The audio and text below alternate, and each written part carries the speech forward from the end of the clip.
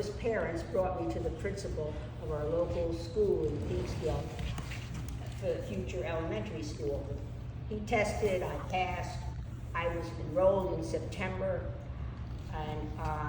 and Yiddish is part of my conscious and unconscious thinking because it was my first language. The reason it was my first language was my mother helped my father in the business, and I was home with my bubby and Zadie. You know what that means? Grandma and grandpa. My mother and father, I used to call them, were 3-month night school wonders. They did what every immigrant should be doing to this day.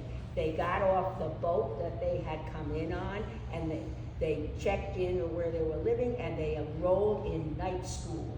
They went to night school for 3 months. They came out with a little accent. I used to ask them, professor, an accent? No, I'm teasing. But they knew English. They sounded like Jackie Mason? A little bit. But gradually, living in America and doing business, they lost it. And at home, they spoke Yiddish to each other. My grandparents, who had come over with them in each case, they didn't go to night school. So that's why they didn't speak English at all. They were already in their 70s when they got here, I guess. Anyway, but I spent my entire day with my grandma and grandpa and another couple they were friendly with in Peekskill, New York, and they played, what did they do all day? They played casino, a card game. I was playing casino by the time I was 3 in Yiddish, I guess. Anyway, but that's who I spent my days with. And we did live in a 3-family house or something initially, and they did let me go outside. They took me out. So I played with some of the neighborhood kids. But I mean, think about it. There was no TV then. I didn't grow up in that era. All we had was a radio. So I picked up some English words from the neighborhood kids, more than they thought. That's why I passed. When my parents nervously brought me to the principal, and he tested me, I knew a little more English than my parents thought I knew. So I got it. They enrolled me in September, and I started school at age 4 and a half. Now, let's talk about Yiddish. Yiddish is, who remembers who was ever with me? The percentage of Yiddish, 70 to 75%, comes from which language? German. German, you got it, okay? And it's Hebrew, 15 or 20%, and about 15% of the other Slavic languages, Polish, Hungarian, you know. And the reason, Yiddish is like a layer cake of languages due to the history of our people, the Jewish people, who were forced migration from one land and one era in history to the next. For example, the Black Plague, to the pogroms of the First Crusade, and the Yiddish was spoken way back then, and the 13th century ghettos of Spain. So Yiddish, they got out of a country fast, and wherever they went, it piled up and they adopted a little more of the language. You get it. Question, in Spain, that was Ladino, that's a whole different Jewish language. Well, there was Ladino, and Yiddish. In Spain? I believe so. Yeah. Well, you know what? You can research that one. Yeah. I'm not a professor expert. I'm just your relative doing a little of this. Now, before World War II, there were 12, according to my readings, and I've looked things up. Before World War II, there were 12 million Yiddish speakers in the world. Wow. That's incredible. Minus World War II, meaning 6 million, we were down to 5. According to a Rutgers University study, which I read about, there are now 250 million American Yiddish speakers. 250, yeah. American speakers, 250 Israeli speakers, and 100 the rest of the world. So we are so diminished in the amount of people who now use Yiddish. Okay, got it? Now, Yiddish uses the letters of the Hebrew alphabet, the same thing. But I have to tell you, it's more than a language. It's a style of expressing yourself. It's not just word for word like you would translate Spanish if you took it, or French if you took it. Yiddish has unbelievable descriptive expressions and language. It's a style of expressing humor, sarcasm, teasing, with an inflection of words that convey a sense of community. The other Jewish people got the same inflection and the same shtick, you know. Shtick means style. It conveys togetherness, understanding, and what I like to say, hatikva, hope. Yiddish possesses an incomparable vocabulary of words that express shades of feeling, praises, expletives, and colorful curses. It's written that Jews had to become psychologists with their preoccupation with human and divine behavior. It explains Yiddish's remarkable, rich description of character types. Think about what other language might be able. Let's start with character types. You all know some. Let's start with it. All right, David, I was going to say, let's do the SCH family. In the SCH family, you can call somebody a schlemiel. Have you ever heard that word? Yes. A schlemiel? No, wait a minute. How about a schmendrick? I learned that today from the book. Okay. How about a schlemazel? Absolutely. These are shades of different types of personality descriptions. A schlemiel is, how would you describe a schlemiel? Kind of a unorganized. Jerk. Like a jerk. Yeah. A jerk. I would give you the word jerk. A schlemiel is a real and a schmendrick. It's a dope. A jerk. He's Oh. a total. Like an idiot? Yeah, he's not really too smart. He's a schmendrick. Which He's one a is that? schmendrick. How about a schmagegi? Oh, okay. Nut job. Nut job. A real nut job is a schmagegi. And David, you got it right. wait a minute. How about a stunk? Oh, Done. someone Stunk smells. means smell. A stunk is a real smelly She character. has Ross, isn't Thanks. there in the Joys of Yiddish, the story of the Shlemiel, Shlemazel, and the Schmendrick? One person carries the food, the second person drops the food, and the third person eats the food. Yeah, that's a good one. That's right. Yeah, There's some variation. there are just By subtle example. variations of, Yeah. you know, of the words. What It's, about a schmuck? oh yeah. I was going to get there. I was going to ask if you had another one, but how would you like to define that? I'm asking you. D star blank K. All right. The word schmuck literally means a man's penis. If you want to call somebody a schmuck, it really means he's a pretty low. Call him a dick. Yeah, Like a putz. yeah, a dick. Well, punch is different. Okay, what is it, David? That's the top one. Oh, thanks.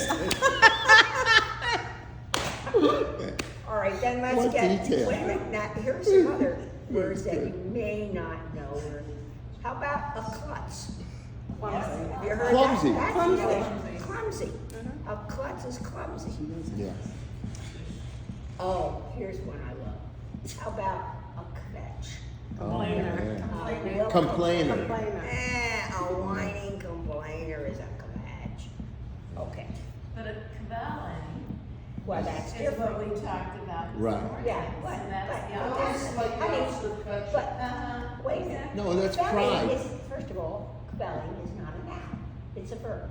Ah. Fetching is a verb. Fair enough. Kveling? Fetching Yeah, it's is. to be full Well, of no, pride. just a moment, David, I To be meant a proud fetch, of. a person.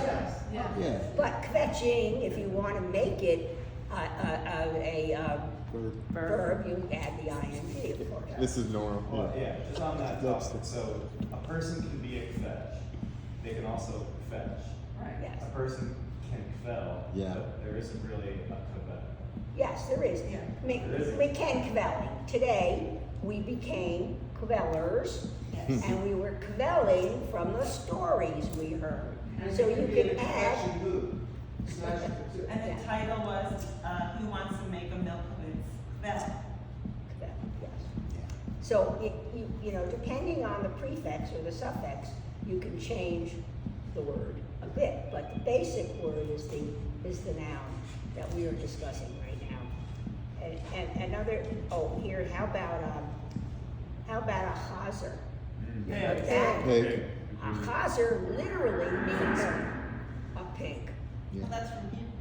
What? That's a Hebrew. Could be, Chazer, could be, could- Hazar is a pig. yeah. Chazar is a pig. Okay. Right. That's true. There is a certain amount of Hebrew, as Right. I said, in Yiddish. So that would be one example. That's How true. about a glitch? Yeah, well, yeah. Oh, you will get there, son. I wanted to just do, Yeah, just go from. that's a verb.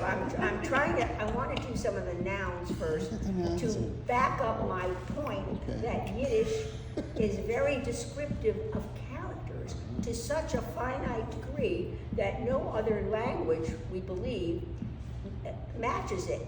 Yiddish goes into the most finite. Here, all the words you can call somebody.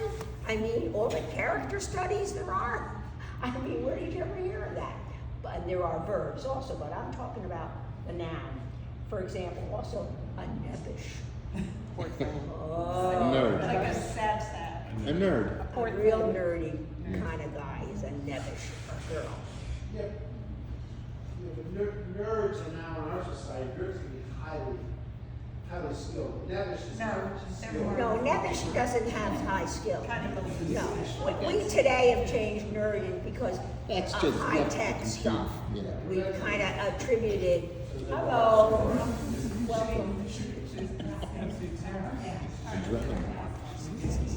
Is it more of a dork or a geek? Yeah. Yeah. A little bit, but worse. Yes. All right, let me let the girls get seated and Hello. introduce themselves. Welcome. Hello, welcome.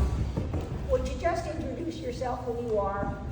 Yes, my name is Tilda Hurwitz. I'm the daughter of Edith, my mom, and Lawrence, Larry Hurwitz, who is the son of Helen Milkowitz. And then Helen. Right. So we've got a Hurwitz representation. And where do you live? I have a house in Safety Harbor, Florida, Tampa Bay. I'm living with my mom and Miami, and up here in Richmond. Great, welcome. Okay, and these are some of the cousins, all the many other relatives and cousins you've seen. We're getting back to describing how Yiddish has so many descriptive words of character types, like no other language. I mean, because the reason is given because Jews had to live with the different types of people and behavior and use that in their descriptions and consciousness. So we're on the word, for example, nebbish, we just said was a nerdy kind of person, but not nerd the way we think of a nerd as high-tech intelligent today. No, not a high-tech. A nebbish is a real not so educated, not so smart kind of person. And then there's a nudnik. Mm. Oh, who's a nudnik? How do you describe a nudnik? A what dear? A pain in the ass is a nudnik. Somebody who Susan, finds nice. you. Repetitive. Yeah, really Well, bugs go, you. yeah. Bugs you type of person. Yeah. Like you just asked me that 10 minutes ago. Yeah, Yeah. fetching, nerd, yeah. That's a bad comment. And, well, we said, I don't know if we mentioned, verstunkener, Yeah. a smelly person. Verstunken, Stinker. verstunk, is to make a smell, is to smell something. A stunk. The smell. Verstunken is smelly, and a verstunkener, it's a pretty low way to describe somebody, I'm It's afraid. the adjective form, right? Yeah, Of yeah. Yiddish tongue. Yeah, I would say so. And just as of note, a friend of mine who is also a Yiddishophile let me know that in the National Spelling Bee tournament in 2013, go back a few years, the final word that year, and reminded me of one of the pictures we saw in the other room. The final word that year was knadel. Some person won it in the spelling bee knowing how to spell knadel. Then there became a fight in the world as to how you spell knadel. Is it Knaydel, No. or is it Knaidel? I think it's the second one. I think so too. I think so too. So, but that was kind of just incidental information. What is it? How could you have a proof of that Yeah. because the Yiddish language is in Hebrew letters and this is Yeah. English. It doesn't even seem like a proper spelling bee question in English. Yeah, it's amazing that Give that a buzzer. Then again, for The whole thing was written by a What's that, a matzo ball, Wes? Can you use it in a sentence? Canada, Can you use it in a sentence? What's the part of speech? What is Canadian? It's a matzo ball. It's a It's a dumpling. matzo ball. A dumpling. When we saw pictures of matzo balls on the screen in the other room, I was thinking, it's knadel. We have, on Passover, we have knadels and chicken soup. Remember those balls? Matzo balls are knadel. Nice. Okay. Now, I just want to say, oh yeah, who found it for me, Aaron? Somebody, if you want to further and get good Yiddish information, Google Translator app has Yiddish. Yeah, one of the new languages. You can't speak it in there, but you can type in and translate and take a picture of Yiddish text, and it'll translate into English. It's quite amazing Right. that they added that as one of the Google Translate app So, languages. many years ago, when I was working in New York, there was a woman working with us who was from, I don't know, Midwest Iowa. And she came in one day and she said, I had a niche for the first time. And we're like, a niche? What are you talking about? She says, you know, it's like dough and it's filled with potato or whatever. What are you talking about? She said, a niche, K-N-I-S-H. With the Knish. K's With a being niche. silent. Knish. She didn't know how to say Knish. it. Pronounced it With a silent K. Now, what is fun for me now, as a Yiddishophile, and as one who spoke it from childhood, is to hear how much Yiddish has snuck into the English language and people don't even know it's Yiddish. For example, to me the first one is maven. You know how many, a maven is an Expert. expert. Maven is Yiddish, but most people don't even know that. A maven is an expert, and it's used in Harper's Bazaar and Vogue. It has for years. A fashion maven. Here's the fashion maven of the week or whatever. Okay, that is Yiddish. The other one that has amused me for years is the word glitch. A glitch is a slip. Glitch is from the Yiddish word slippery. Glitch-a-dick. My bubby used to say on a winter icy day, Rosala, be careful, it's glitch-a-dick out there. It's slippery. Glitch is the shortened form of glitch-a-dick. It simply means a slip. And the whole technology world and government world does not realize, most of them, that they're using that Yiddish word. How about finagle? Don't you hear that a lot? Oh, yeah. Finagle? Anglicize it? Yeah, finagle is to twist, Oh, yeah, yeah. change. What's the other word that comes to mind? Schmear. Schmear, yeah, smear the cream cheese on your bagel, right? Oh. Spread, schmear is Yiddish, spread. It also means to, like, broad. It also is used in another way, yes, is to butter somebody up. Under a bottle. Butter somebody up is to smear on them. Spread the wealth, yeah. Yeah. Schmaltz. Schmaltz literally is chicken fat, but it's and that's Yiddish. Schmaltz, when you say something is too schmaltzy, it's like Too heavy. heavy, Sentimental overkill. or over the top. Yeah, overkill, over greasy, you Yeah. know, too much, buttered up. Too much chicken Schmaltzy. fat. Too sentimental. Yeah, Yeah. and schmaltz is literally chicken fat. And what's another one? Oh, this one slayed me. Just a couple of weeks ago, I always have the TV on at home, and I was listening to a business report, and the gal who's on every day with it said, you know what? That really hurt me in the tuchus. And that was on a major Oh my channel. God. She used that word. I almost flipped out in the kitchen. You know, tuchus. You know what a tuchus is? There are expressions that are used with tuchus. Kushmir and tuchus, kiss my ass.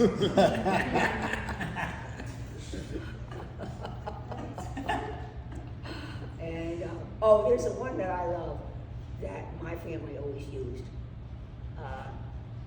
Tuchus often tish. Tish is a table. Tuchus, we know what it is. But the expression is, get the facts out. Tuchus often tish. Say it the way it is, the way it should be. Oh, that's interesting. Put your ass, Put your ass on the table. Put your ass right on the table. Nice. Anyone else have any of interest that you would like to share? No, my mother used to call me the Gracer, the older one. The My Gracer. sister was the plainer, the Yes. little one. Oh. Well, Grace means the largest one, and Klein means the smallest one. So the oldest one, the smallest one. Her mother Yeah. spoke a lot of Yiddish. Okay, sure. What about Great. schwitzing? Schwitzing. Sweating. Oh, schwitz is to sweat. Yeah, literally. And then there's like a schwitz. A schwitz Is that like bath. a shower? Like a sauna. Sauna. Sauna. Yeah, schwitz bath is like, is a sauna. Yeah. Right. Steve. Steve. Schwitz is Steve. David. So the comedian Mike Myers was married to a Jewish woman, and he brought to Saturday Night Live a lot of stuff, like Spilkus. Explain Spilkus. Spilkus. Oh, Schwitz. We heard about in the other room that one of the Can't sit characteristics. still. Yeah, one of the characteristics of somebody in the family. Somebody was talking that they had Somebody was talking about spilkers. Spilkus being a David. Yeah, somebody, I characteristic. don't know who it was. And Spilkus means pins, literally, pins and needles in your tuchus. So you can't So you sit. can't sit still. Yeah, A that's- person who has Spilkus always gotta get up and move. Who said that? I'm about to get up. Yeah. Action shot. In my family, because I married into all this, my grandfather had an expression, because when I was much younger, a kid, I was, had the ADD running, pfeffer and tuchus, which was like pepper, as if I had, I couldn't sit still. So I had pepper in my. Oh, instead of pins and needles, Exactly. they use pepper for that Right, pepper and expression. tuchus was his expression. What's wrong? You have pepper and tuchus, you have to keep Yeah. going around. You have to keep going, you can't stay Yeah. still. And That was the other one, Mike Myers. Verklempt. Oh, that was a famous Yiddish, Saturday, was it Saturday Night Live? The gal used to say. Liz Mike Richmond, Myers pretended talk, to be his talk mother. amongst yourselves. Verklempt, meaning, verklempt means I'm closed up. Verblunget. Verblungen means I'm lost. You're confused, right? Mixed up. What Verklempt. Verblungen is mixed up. Well, it's more geographic. Confused is sadrate. How about verkapt? Verklempt is, It's- you want to be verklempt. I mean, that's full of Raz, you. what's Oh. what? She has one. What's bus saying? Is that what it was? Oh, yeah. Oh, well, a famous expression that people use as a greeting is "Was machst du?" How are you? Oh, okay. Das machst du. Was machst du? And the other one is, that's a very, I think, overlooked, is when we sneeze, we often hear someone say Gesundheit. Well, gesund means health in Yiddish. But a lot of these are also German, like you Yes. said. Well, I said 70% of Yiddish comes from German, but gesund means health. So when someone says Spoken Gesundheit, Ich means spreche. be healthy. But in Yiddish, it's often used in families, sei gesund, Yeah. meaning be well. Be well. Often it's a closure when somebody parts from another person. Instead of just saying goodbye, they say sei gesund. People would say Be that well, when you would leave the be healthy. temple. Yeah, When go you in would good leave, health. leave the temple, Yeah. they would say that to you. Yeah. I had a question on the German thing. Sure. When you're speaking Yiddish fluently, entirely in conversation, are there times where some of your sentences might be entirely in German, or is it always going to be like, I don't feel I speak German when I speak a sentence or paragraph. I would say it could be a mostly German sentence, but Yiddish as a dialect of German, Sure. like kind of like Dutch is kind of a dialect of German too. And with Hebrew letters too. right? Yeah. Yes, So dear. So different. the ing ending for verbs is only when you're using like an English version of Yiddish, right? Like when you're speaking Yiddish, it wouldn't be like kvetching. Yeah. Oh, you would use Yeah, the ing? yeah. Is that from Yeah. German? Is that how German? No, I think that's from English. From English? I think it German might has be a very from- strict structure. I Right. think Yeah, That- I Yiddish, think- that's a borrowing from So English. this is where we transformed and absorbed Yiddish. Yeah. So it's Yeah. also from English. Also from English. If we want to say, what was the word you used again? Just now? Kvetching. Kvetching. Well, how about a kvetcher? It's a Yeah. person who kvetches. And that's all in Yiddish too. It's not That's like Yiddish. a A kvetch, emphasizing. the base word is kvetch. The suffixes or prefixes are English. So English conjugations. Yeah, English comes in a Right. lot of Yiddish Yiddish. says that on purpose, a dick. You need fetch a dick. Explain Yeah. that, be a dicker. Oh, that means to be like. Place your dick. Dick, fleische, dick, yeah, there are some endings in Yiddish. Pesach means Yeah. it's for that purpose. Yeah, it means it's used for that reason, or it's part of the use of it. It's like be like. And wait, there was something I wanted to tell you too about another expression. Anyone else have any that they want to ask about? What about schmutz? Schmutz is dirty. Schmutz is typical Yiddish from the German perhaps, but what we sometimes, if I'll look in my house, and because I think in Yiddish a lot, I say if I see a mess, it's schmutz a dick. Yeah, so it's like a mess. So I've added that dick and made it an adjective rather than the verb. But schmutz is dirt. Okay? Roz, what are some good curses? That's what I was thinking about. Well, my favorite one that I used to teach that is benign to my children and grandchildren is when you feel there's talking nonsense. I was taught gay and butt kochen lakshin. And that literally means go in the bathtub and cook noodles. You are silly. go. In other words, get out of here. Gay and butt kochen lakshin. If you want to be a little stronger, you could say, if somebody's bugging you or bothering you, Haksach kop in Wand. Like, take your head and bang it against the wall. Haksach kop in Wand. Habit Afen Yam, the one. Oh, Yeah, yeah. Okay. And that's another you're full of it. These are expressions that you feel when a person is full of nonsense and is bugging you, and you want to get rid of them and tell them you don't even like their thinking. What was that last one? Gay, cock and off and young. Go shit in the ocean. Go take a dump in the ocean. What about cat? What? Hey, Your cup. But you're lovingly, you would say kepi to a little head. A baby. Because it's a small head. A kepola. Kepola, that's the diminutive. Roz, there's one that's a little bit cleaner, but it's also a curse in it. I'll give it to you in English, if you could translate it to Yiddish. May you grow like an onion with your head. Oh, that's famous. Yes, right. May you grow, here it is in Yiddish. Zoals wachsen wie a Zwiebel, mit dem Kopf in Dreher and the Füße bereit. You should grow like an onion, with your head in the ground and your feet upwards. Thank you, thank you. Nice. That was Yeah, a that's good a one, great, Jim. that's a great one. Yeah, you like when you do the oomph. Yeah, there's some good, Well, that's some good Yiddish. Right. That's Yiddish.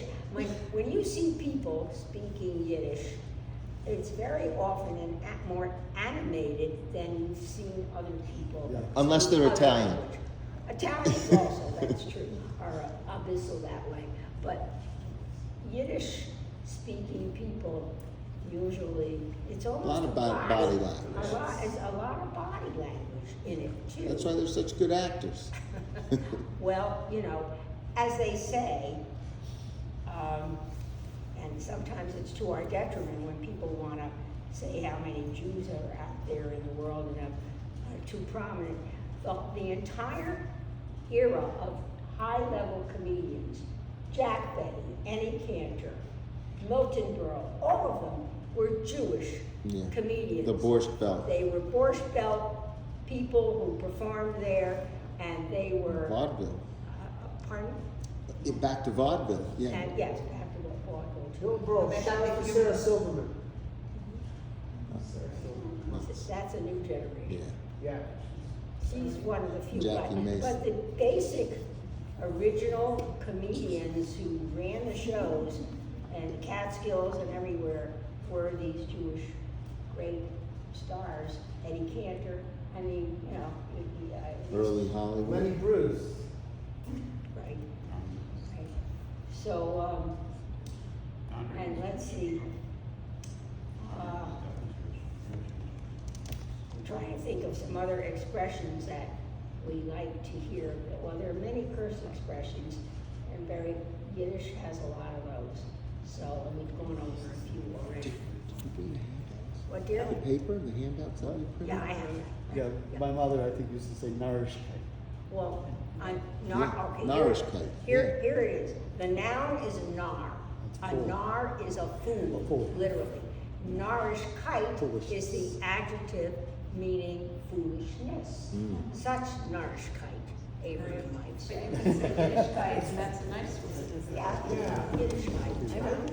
I never learned NAR from you, but in the movie in Heisenberg, in some of the commentary, they said that when Heisenberg walked away from Einstein referred to Heisenberg as a NAR. There was a NAR. Right. Wow, Right. Interesting. that's where you got it. Yeah, wait, let me just tell them first. I thought for fun, I would run off, I participate in a Yiddish group in West Hartford. We meet once a month online, and we chat in Yiddish, and because we're all of the same mind. But one of the original founders of that group, many years ago, ran off some shoots with some of the best, most famous Yiddish expressions. Before I pass them out, we did mention some already, but there's one that I like too that happens to be on here. Do you remember the song the Andrews Sisters made famous? Yeah. Dear Mr. Shane, please let me explain. By mir bist du schönst in der ganzen Welt. To me, you're the most beautiful in the whole world. I could say Bella, Bella, da da da da da da, but I'd rather say my dear, and that was a famous hit record for many, many years. In the 40s, right? Yeah, many years. You could even look it up. They'll play it now. Now, here, this reminds me. A balabusta. You ever heard that word? Ballbuster. A balabusta is a woman, is a person. Actually, this is a feminine. A good cook. Is someone who runs the white. It could be a bossy woman, a woman who runs her house very well is a balabusta. The male version of it, a balabus, is a boss. Oh, boss. Balabus is the boss. We call that a ball buster, Russ. Good. And What's the opposite of a balabuster? how about what dear? The opposite of a balabuster. The opposite? Yeah, somebody who runs a mess, a crappy household. It's gotta be. A stunk. A smelly one. Well, the old English word is slattery. Is what? Slattery. I don't know that. That's not Yiddish. That's old English. That's not Yiddish, that's for sure. And, That's and, at you 4:30. know, how about first day? First day means, do you understand? First day? Yeah, do you First day. understand? All right, I'm gonna pass that. I don't know if I have enough for everybody. I know, I'm gonna pass it. Yeah. You can take photos on your phone. How about Fartik? Farting means finished. Oh, there's a great expression. How about purpose? I'll get one of them. Yeah, part-time. One at a time. Okay, we'll see if there's, there you go. Steve, you'll get one at home. Is Fartik like Oh, we got Basel a few enough? more. Finished. one?